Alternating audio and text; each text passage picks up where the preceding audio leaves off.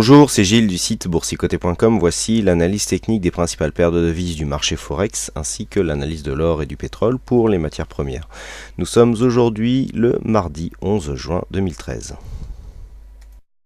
Et sur l'euro-dollar, rien de neuf sous le soleil puisque nous attendions une confirmation ici de ce rebond sur la moyenne mobile 20 exponentielle pour venir ici marquer un point haut sur les récents points hauts. Donc c'est maintenant chose faite, même un point haut légèrement enfoncé alors qu'il ne suffit pas encore à confirmer réellement la dynamique, mais on voit que le mouvement est en bonne voie. Alors du point de vue des indicateurs, par contre, on a un petit début d'affaiblissement, qui est notamment visible sur le MACD avec ce manque d'amplitude ici que nous avons, avec une évolution un brin hésitante.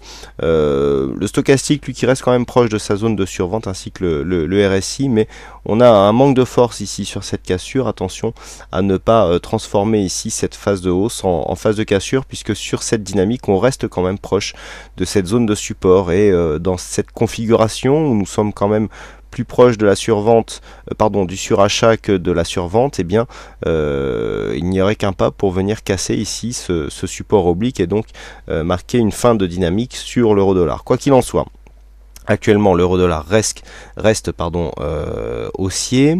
Il le restera tant que on ne viendra pas casser ici cette zone des 1,3177. Par contre, une cassure de cette zone de support horizontal, de ce support oblique, marquerait la fin de dynamique, qui serait confirmée donc par une éventuelle cassure de cette zone de point bas. Tant que les cours ici restent au-dessus de cette moyenne mobile 20 exponentielle, entre cette moyenne mobile et la bande de Bollinger supérieure, la tendance directe reste, elle, haussière.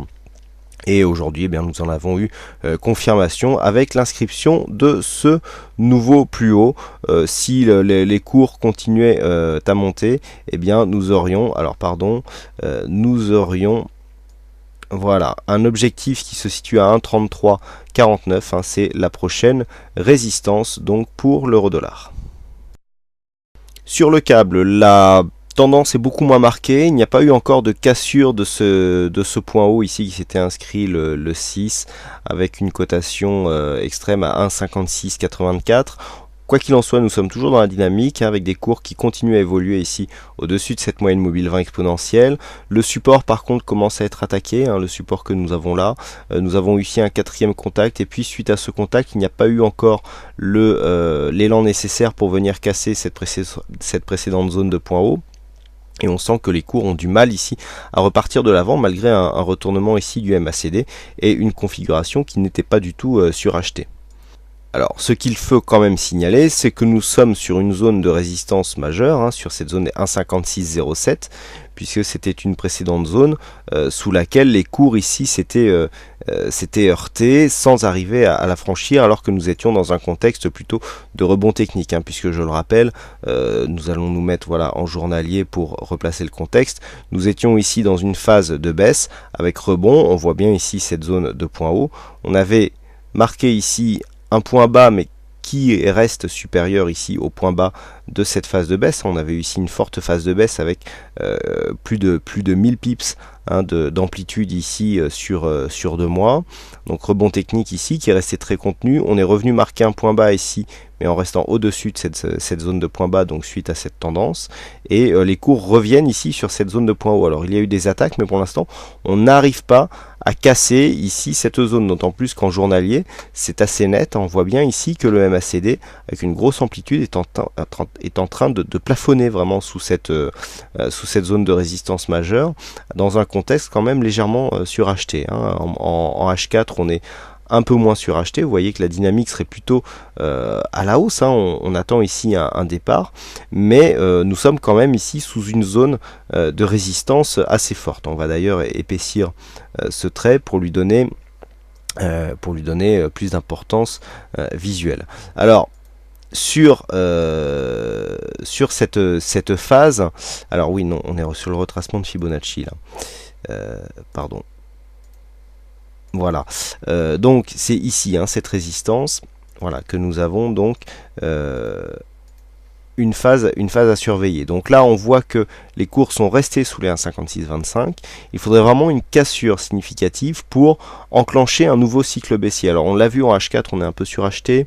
Il y a encore de la marge, mais pas énorme. Donc même dans le cadre ici d'une cassure, alors on validerait une continuité de tendance haussière qui se répercuterait donc sur la tendance moyen long terme, mais suite à cette cassure de résistance, ici il faudrait quand même s'attendre à un mouvement de consolidation, puisque nous avons quand même eu ici une forte hausse, hein. On est monté de 1,50, 1,50,20 à 1,56,30 en quelques jours. Il y a 600 pips d'écart, donc c'est quand même assez intéressant, et on valide tout à fait ici, hein, je vous avais indiqué ce double bottom. Alors personnellement, moi je joue avec deux objectifs, hein. On a un premier objectif qui consiste à reporter ici l'amplitude qu'il y a entre les deux bottoms et la ligne d'eau sur la zone des cassures, donc c'est ce qui nous donnait approximativement un objectif à 1,52. 1,52,50, et puis ça c'est une observation aussi, en général cela peut arriver que les cours qui étaient ce qu'ils étaient avant de rentrer dans la figure ici en double bottom, à savoir ici cette tendance directe, on prend toujours la tendance directe, et bien soit repris juste après l'inscription de ce double bottom, donnant, alors on a la même chose, le même schéma en double top, donnant à cette configuration ici et bien un statut de figure de retournement qui est souvent vérifié. Et donc là en tout cas c'est tout à fait ce que nous avons. Donc là, résistance à casser 1,5625, ne pas casser par contre 1,5487, ce qui pourrait dans ce cas-là invalider la dynamique directe et nous mettre sous le coup ici d'un double top, nous le voyons, et donc qui pourrait nous faire perdre ici, alors dans un premier temps on pourrait perdre une cinquantaine de pips, hein, ce qui nous ramènera un peu plus bas, mais sur une consolidation plus marquée, eh bien on pourrait dans ce cas-là, d'un point de vue moyen terme, s'inscrire dans une phase de range, puisque l'on aurait ici des zones de points hauts qui seraient donc sur une résistance horizontale, et donc ce qui pourrait quelque part ralentir la dynamique moyen terme. On continue avec le dollar yen, donc le dollar yen qui ne confirme pas ici. Alors on était sous le coup, on attendait un petit peu une confirmation. Il y avait un rebond technique ici qui venait enfoncer la moyenne mobile 20 exponentielle. On avait un gap haussier sur l'ouverture du dimanche. C'était des petits signes qui pouvaient nous faire penser que, eh bien, on pouvait les cours ici pouvaient se retourner. Eh bien pas du tout, puisque après un contact donc sur cette résistance baissière, eh bien les cours sont redescendus, donc on comble le gap ici qui était apparu en H4, hein. Je vous avais bien indiqué que ce gap n'était pas valable donc d'un point de vue daily. On revient ici et donc on confirme, je dirais, la poursuite du mouvement baissier. On le confirme même si le point bas ici n'est pas cassé, parce que ce que l'on voit bien c'est que la résistance ici qui guide la tendance, la résistance baissière, elle a parfaitement joué son rôle. On a un retournement dans un contexte pourtant légèrement suracheté qui est intervenu au contact de cette résistance et donc qui confirme la continuité de la tendance. Donc là pour l'instant, même s'il n'y a pas encore de nouveaux points bas marqués, eh bien il semblerait que la dynamique soit toujours en place. Par contre, s'il s'avérait que cette zone ici des 96,71 reste une zone de support et que les cours reviennent ici au contact de cette résistance baissière, donc là on pourra attendre effectivement une cassure, puisque nous aurions un plus bas légèrement plus haut que le dernier point bas significatif, ce qui pourrait nous donner un premier signal d'un retournement de cette tendance court terme qui pour l'instant reste orientée à la baisse, et donc la tendance serait totalement réorientée en cas de cassure haussière de cette zone de point haut qui se situe à 99,29 yens pour 1 dollar. Sur le gold, nous confirmons ici la cassure baissière, puisqu'après ici cette cassure avec cette zone de support qui se situait sur le retracement des 23,6% d'une précédente tendance long terme, eh bien les cours redescendent d'un étage pour atteindre ici l'objectif qui était fixé à 1366 $ l'once. Donc là on est vraiment en train d'enclencher un mouvement baissier qui pour l'instant ne connaît pas de signe de retournement, puisque nous avons ici donc une phase de baisse avec une attaque donc assez franche de la bolle inférieure. On ne remonte même pas ici sur la moyenne mobile 20 exponentielle marqué un point de contact. On revient quasiment ici sur cette zone de contact. Donc là le support des 1366 est confirmé.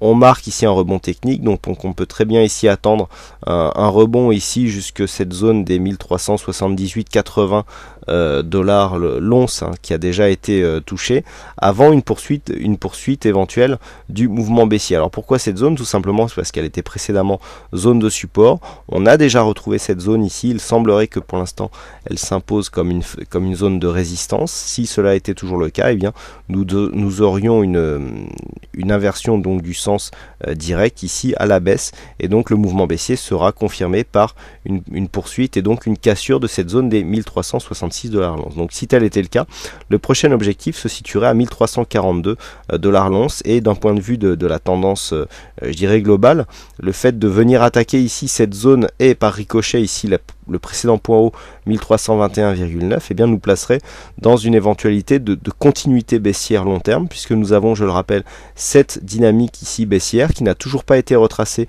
au-delà des 61,8%, et donc sur cette phase, nous sommes ici dans une phase dynamique avec temporisation. Si les cours reviennent ici sur cette phase, enfin sur cette zone de point bas, et cassent cette zone de point bas qui, je le rappelle, se situe à 1321,9 dollars l'once, eh bien nous aurions un signal de continuité moyen long terme par donc inscription d'un nouveau plus bas. Pour l'instant, il n'y a aucun signal d'un possible retournement de la tendance long terme sur l'or, hein, qui reste donc sur une tendance baissière. Donc baisse attendue sur l'or. D'un point de vue direct, ici on peut attendre un retour sur les 1380 dollars l'once. Alors si les 1380 étaient cassés d'une manière un peu plus dynamique, avec notamment une cassure des 1390 dollars l'once, là il y aurait un début d'invalidation de la tendance directe, hein, puisque nous aurions un plus haut de tendance baissière qui serait cassé à la hausse. Mais pour l'instant ce n'est pas le cas. Donc 1390 on invalide par un possible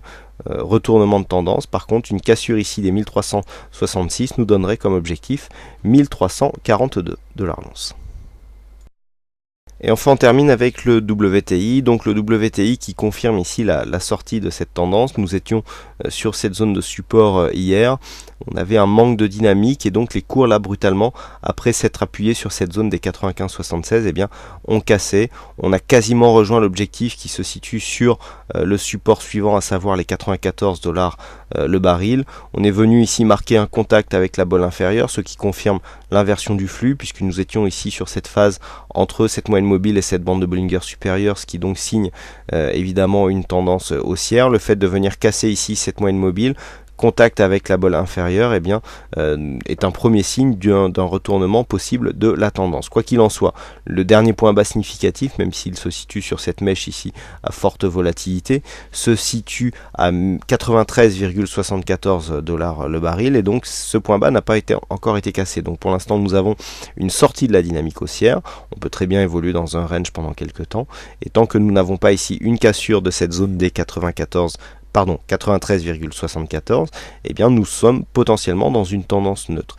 Les indicateurs nous indiquent plutôt une dynamique baissière en cours. On devrait rejoindre ici la zone des 94 d'une manière un peu plus pérenne, hein. Là on est juste venu marquer un contact, hein. D'ailleurs le point bas n'a pas vraiment atteint cette zone puisqu'on est à 94,05, mais cette zone ici des 94, 93, 95 devrait être confirmée assez rapidement, et donc signerait ici la sortie de cette dynamique court terme qui était orientée à la hausse. Et puis on m'a demandé donc sur le chat hier si je pouvais analyser le Brent. Donc le Brent, voilà, je l'ai sur un autre graphe. Alors personnellement ce n'est pas un sous-jacent que je trade. Je trade personnellement le WTI. Donc par contre, si vous êtes effectivement quelques-uns à préférer le Brent au WTI, et bien dans ce cas-là, je pourrais préparer donc une analyse plus poussée sur ce sous-jacent. Donc n'hésitez pas à m'écrire, hein. Donc mon adresse c'est webmaster@boursicoté.com. Si vous préférez, alors tous ceux qui regardent au moins l'analyse du pétrole, voilà. Vous me dites si vous préférez donc qu'on garde le WTI ou si vous préférez qu'on passe plutôt au Brent, hein. Si tel était le cas, eh bien on changerait de support en ce qui concerne le pétrole. Voilà donc ce que l'on peut dire sur cette analyse technique Forex et matières premières. Il ne me reste plus qu'à vous souhaiter à toutes et à tous une bonne soirée, bonne chance dans tous vos trades, et je vous donne rendez-vous dès demain pour d'autres analyses techniques en vidéo. Bonsoir à tous.